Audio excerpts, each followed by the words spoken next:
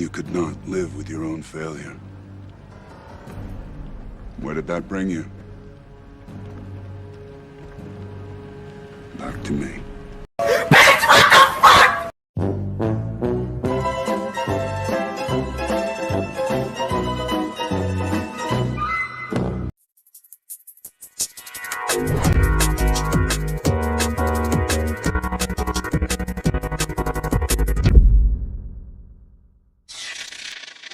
Marvel Studio was once the helm of blockbuster Hollywood movies, but in recent years, they haven't been doing as good as they hoped.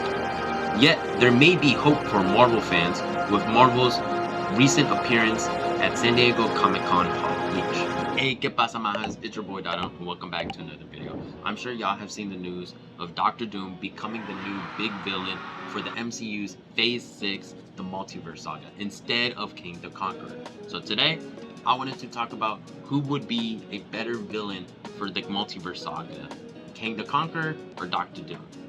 So I'll mainly be comparing the two characters and from how they are in the comic and how kind of we may potentially see them in the MCU. Alright, so getting into the background of Kang the Conqueror.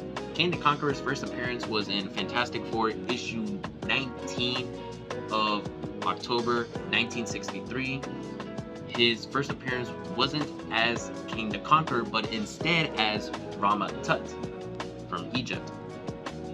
His first appearance as Kang the Conqueror wouldn't come until almost a year later of September 1964 in the Avengers issue 8. Kang the Conqueror is mostly an Avengers and a Fantastic Four villain, but at some point or another, he has come across every Marvel hero within the comics. So jumping a little bit into kind of his origin, Kang the Conqueror was born in the 30th or 31st century as Nathaniel Richards, a potential descendant of none other than Reed Richards, Mr. Fantastic, but also possibly a descendant of Victor Von Doom, Doctor Doom himself, which is actually kind of big because they've switched gears from Kang the Conqueror to Doctor Doom, which kind of says a lot. You know, it's like you're going from the son to the father. So yeah. But anyway, Kang the Conqueror himself doesn't have any abilities, but he is a really smart person, right? Obviously being Richard, with his kind of genius intellect, Kang the Conqueror has his advanced armor and technology, and with that he's able to give himself an edge within a fight. Kang the Conqueror is also an expert among sciences and a bunch of war tactics and strategy. In addition, he is mainly kind of a time travel villain, but kind of with that, he is an expert of time travel itself.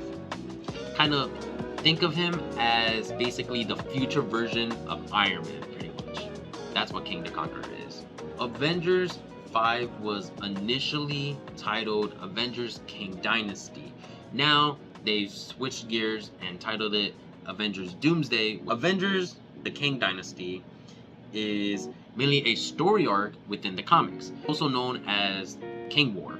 So Kang War within the comics is a story arc within the Avengers comics in 1998, and it primarily focuses on Kang the Conqueror, obviously. But basically what happens within this story is Kang the Conqueror and his son Marcus, they go to Earth, and basically Kang the Conqueror declares war on Earth because he shows Earth's mightiest heroes, the Avengers, but also the UN, how a potential future may come where Earth is destroyed by radioactive humanoids or beings or some other stuff, and if they defeat them, the destruction of Earth will come by some other means. So basically Kang decided that to prevent this future, that he will instead take over Earth, conquer Earth, to protect it, to save it, and he'll basically kind of enslave Earth. Kang the Conqueror goes to the UN, kind of attacks the UN, but also proves to the Avengers that he didn't kill anyone because he put a force field on every person within the building. Kind of a boss move of saying, like, if I wanted to, I could have killed everyone, but I have no need to because I saw a potential future where the Earth is going to be destroyed, and so the person that is here to save it is standing right in front of you. Kind of a gangster move. I'm not gonna hold you, bro. He just came in kind of guns blazing. Following that, Kang pretty much just declares war on Earth, bro. First half of the story, it's pretty much the Avengers fighting off like all these other villains. And up to the halfway point of the story, basically, Kang the Conqueror sees this and he says, you know what? All right, bro, I'm done. You know, it's time for me to step in. Like, he kind of obliterates Washington, D.C. He has his Sentinels going after all the Avengers, right? Thor is beaten up. Iron Man's tattered. You know, all the Avengers are like beaten and tattered. The UN saw this and they're like, you know what? We can't beat him. If he's beaten the Avengers, like, we can't beat him. The UN basically signed a treaty of surrender. And with that, Kang the Conqueror conquered Earth. This is the first time ever within Marvel Comics that someone, a villain, has conquered Earth. Now granted, Doctor Doom did do this prior within the Emperor Doom story arc, but the way he conquered Earth wasn't through his own means. He basically conquered Earth by Purple Man. No, not Purple Guy. But with this, Kang the Conqueror proved and showed that he himself can conquer Earth. Half of the story is basically them kind of recuperating so they could kind of do a one final assault on Kang. They go and they fight Kang. It ends up with Captain America and Kang the Conqueror kind of a 1v1 between the two. Captain America gets the better hand and kind of does a clean right hook to Kang the Conqueror. And with that, Kang loses. They put him in a prison within the mountains. So Kang the Conqueror, he's in prison, right? And he's kind of monologuing at this point that, you know what? I've done it, you know, I've basically accomplished all my dreams, everything that I wanted, it's over. And I can die happily now. But what happens is that Marcus freezes time around the whole mountain and drills a hole into Kang's cell and basically frees Kang. Now Kang sees this and he's mad as shit. He's like, what the hell is the matter with you? I was happy. I could have died happily. Like, I would have been at peace. Marcus takes Kang back to his ship, right? They're discussing, right? Kang the Conqueror kind of puts his suit on. He's talking to Marcus, and basically, Kang the Conqueror ends up stabbing Marcus, his own son, with a spear. And while he's holding Marcus in his hands, he monologues saying that, oh, I once had everything right in his cell, but since Marcus freed him, he now has nothing. But now, truly, with his own heir now gone, he really doesn't have anything. He truly has nothing at this point. So that's the end of the Kang War within the comics. It ends tragically. Kang the Conqueror kills his son. He was happy in prison because he had the thought and the idea that Marcus would go out and make a bigger name for himself than Kang the Conqueror did, right? Conquering worlds and timelines and other stuff, but that didn't happen. Honestly, it's such a good story, and I'm kind of saddened and bummed out that we're unfortunately not getting that, right, with the switch to Doctor Doom instead of Kang the Conqueror. A good way to get Doctor Doom's origin perfectly encapsulated is the 6-issue miniseries called The Books of Doom. It's such a good story. If you want to get into Doctor Doom, I recommend, right, starting with that. Victor Von Doom, Doctor Doom. He was born in Latvia, and his mom was kind of into the dark arts, to say, right, into kind of black magic. And his dad wasn't really for it, right? She's a gypsy, and so she does black magic. Fortunately, right, she tapped into magic that will end up her being front to front with none other than Mephisto. Now this is actually kind of crazy because Mephisto in the comics is a big character.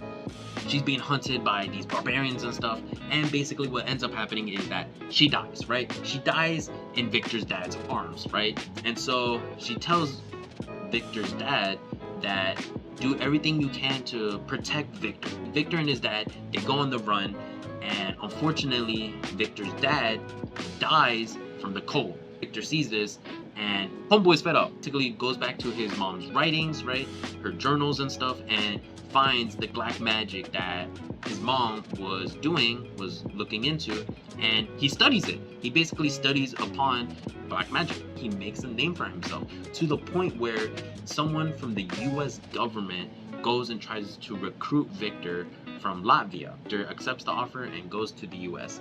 Now, in the university that he's at, he meets none other than Reed Richards himself. Now, this is kind of where the start of their rivalry. Victor managed to kind of have a perfect mixture, a perfect fuse of science, but also the magic that his mom was kind of doing in his early ages. And basically, he goes back to Hades, the realm where Mephisto is, right? Where his mom is at. Mephisto kind of basically kicks him out. Basically, when he comes out of it, out of the realm, there's a massive explosion. And what happens in this explosion is it basically leaves Victor, his face scarred. He's expelled from the university, right? And after this, he basically goes to the mountains, studies under these monks. And what happens over the time that he's with these monks, he starts building this persona that will eventually become Dr. Doom.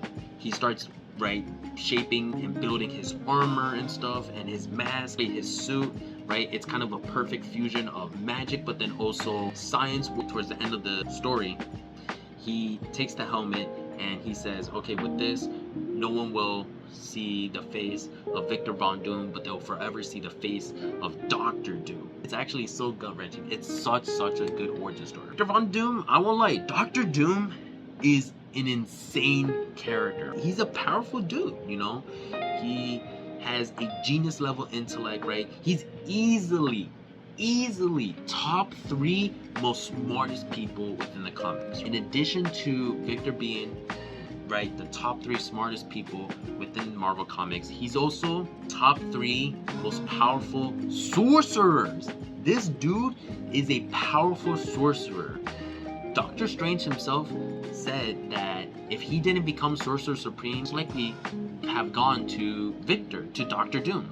And it's funny he said that because there's a future version of Dr. Doom who is the Sorcerer Supreme. Now that goes to show how kind of powerful and versatile this man is, where he's not just powerful in just smarts and, you know, with his technology and stuff. He's even powerful on the mystic side of things, on the magic side of things, where he can even go toe to toe with Doctor Strange himself, the Sorcerer Supreme. That really proves and goes to show that Victor Von Doom, Dr. Doom, is a force to be reckoned with. With that being said, the main story arc that we'll probably see him in is, right, Secret Wars. There's 2 versions, right? There's the original from the 1980s, and then there's the most recent one in 2015. Secret Wars is a massive, and when I say massive, I mean a massive event within the comics. The original Secret Wars run was initially a 12-issue series that ran from May 1984 to April 1985. Now, basically what happened within this event was that you have this higher power being called the Beyonder. And what happens is the Beyonder brings in a group of heroes and villains on these 2 different space stations, right? He kind of brings them to this world that he creates called Battle World. And basically he tells the heroes and the villains that basically y'all are gonna duke it out, y'all are gonna fight it out, and whoever wins, I will grant your desire. What happens? They kind of duke it out, right? They have a bunch of battles and stuff and they duke it out. But among the villains, you have Galactus and Dr. Doom. The heroes and the villains, right, they're fighting, right? And basically kind of something that happens in the background is Dr. Doom is trying to convince Galactus to kind of join his side, but Galactus isn't having it, right? And basically Galactus does what he does best, where he basically consumes world. Galactus not having kind of enough power, he goes to his space station, consumes the spaceship, and he absorbs its power so that he could have enough power to consume Battle World. But what he didn't think to consider was Dr. Doom being Dr. Doom. He builds a machine that will steal Galactus's power. He steals Galactus's powers. Galactus is powerless, right? So what does Dr. Doom? He says, you know what? All right, bet. Yo, where's the top dog? I'm going after you. And then he goes to the Beyonder and steals the Beyonder's powers. Bro, this is Yo, I'm sorry, wait, hold up, what? So much is happening, right? Literally, so much happens within this event, right? But within like the last 5 seconds, I said some most crazy shit, bro. All the heroes, right? They see Doctor Doom having all this power, and they're like, you know what? All that power is too much for one man to handle, and we're gonna go after you. And Doctor Doom's like, no, you're not, psych, and like basically like kind of obliterates all the heroes, bro. But little did he know that the Beyonder actually still had power, right? Saved all the heroes and basically kind of reshaped Battle World into a different version. And with this, right, the heroes, they attack Doom's tower and attack Doom, right? And it leads to like a big brawl. And basically the Beyonder, kind of more powered up, takes back his powers, defeats Doctor Doom, right? It's all good and done. Mr. Fantastic builds a machine to take all the heroes back home. Now, at the end of this original event, it was actually very monumental for the Marvel Comics, right? Because it had a lot of lasting effects. Like, for example, got to see first iteration of the Spider-Man symbiote suit, which is insane because obviously that led to, right, Venom. Another thing that happened was that in Battle World, not all the heroes went back home. Actually, the Thing, he ended up staying on Battle World because he was able to transform back into his human self. And he wanted to travel Battle World. The Fantastic Four needed a new member, and who did they get? None other than She-Hulk. The 2015 version, to kind of do a quick rundown, it's kind of very similar a little bit, but instead of kind of heroes and villains, what we end up having is two universes, right?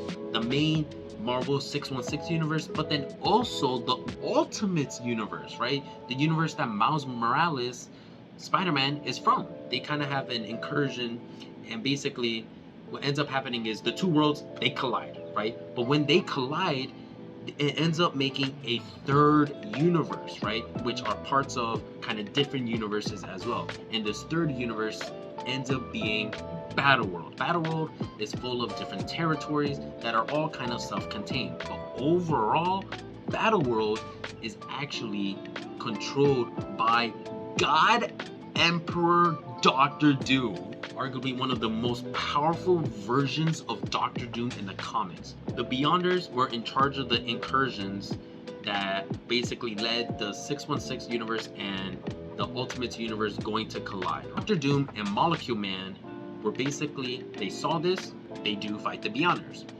And after they fight the Beyonders, Doctor Doom takes all of the powers of the Beyonders. But in addition to that, he then enslaves Molecule Man. Throughout the whole story, right, kind of the heroes find themselves, because before the incursion, right, before the collide, Mr. Fantastic made kind of these lifeboats so heroes could go in, but what they didn't realize was that within the lifeboats that they were suspended for 8 years, right? And so Doctor Strange found Miles Morales, Spider-Man, and kind of told him what's up. They gather, right, all the heroes they can, and what ends up happening is that Black Panther and Mr. Fantastic kind of going up against kind of Doctor Doom and Molecule Man. Black Panther is a distraction. He distracts Doctor Doom, but with none other than the Infinity Gauntlet itself. Mr. Fantastic is going up against Molecule Man, but it was mainly to kind of persuade and convince him and kind of to bring to light. Doctor Doom realizes what's happening, and he's like, oh hell no, I'm not gonna finna let this happen. And he teleports to Molecule Man. Molecule Man, like, he kind of broke out of it, and he basically relieves Doctor Doom of the Beyonder's powers, right? So at this point, Doctor Doom don't got nothing, bro. Molecule Man is not enslaved. He doesn't have the Beyonder's powers anymore. Like, he's just Doctor Doom. Granted, still very powerful. He gets defeated, and then with that, Black Panther, he takes the Reality Stone and kind of basically rebuilds his universe, right? Rebuilds the world that he was on. And with that, Mr. Fantastic and Molecule Man, they then go and basically rebuild the multiverse, right? Like one universe at a time. Could we potentially see that with Avengers Secret Wars, with the Russo brothers working on it, but then also Avengers Doomsday? Honestly, maybe. But also, honestly, I hope so, because this comic book event, one, it's really massive and could set up a lot for the MCU moving forward, but also it's just such a good story. It's such a good story arc. and it's a lot of character development between all the characters, right? But mainly with Secret Wars, we have kind of the main villain being Doctor Doom. So now having that Doctor Doom is the big villain for Phase 6, the Multiverse Saga, you know, it does make sense, right? But with that, I won't lie, I wish they kind of kept Kang the Conqueror. Now, if we're comparing the two of like, okay, who's the better villain? I'm not gonna hold you, bro. Dr. Doom, Victor Von Doom, he takes the cake every day, bro. Like, no matter what.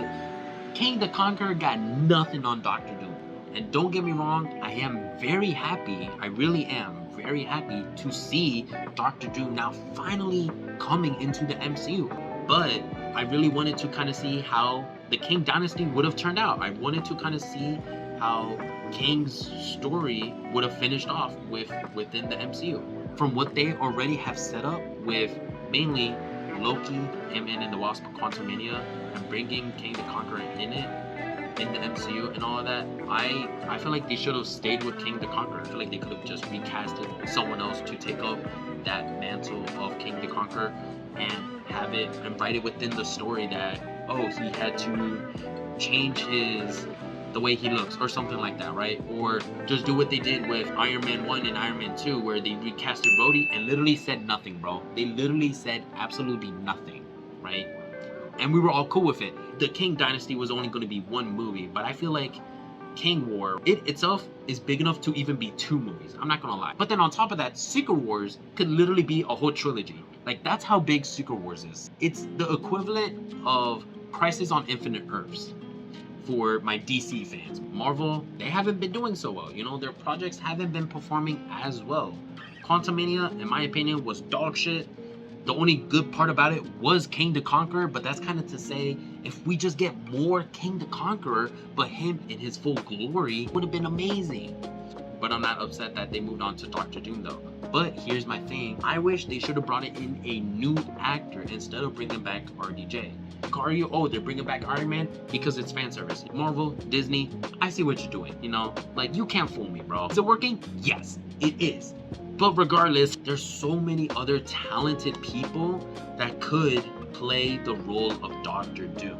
Now, do I think RDJ would do a bad job? No, I don't. On the contrary, I think he'll do an amazing job. I really think it'll probably be one of his best performances. I'm not mad that they brought back the Russo brothers, but it's the same thing where I feel like there's also other directors out there that could do a good job, that knows the stories and all that, and that are fans of the story themselves, that could do a good, if not better, job than the Russo brothers. Who would be the better villain?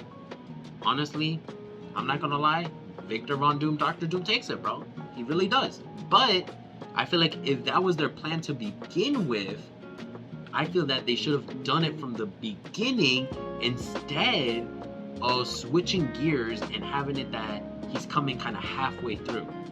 I feel like they could have sprinkled in some cameos and stuff like that that should have been kind of the big bad to begin with.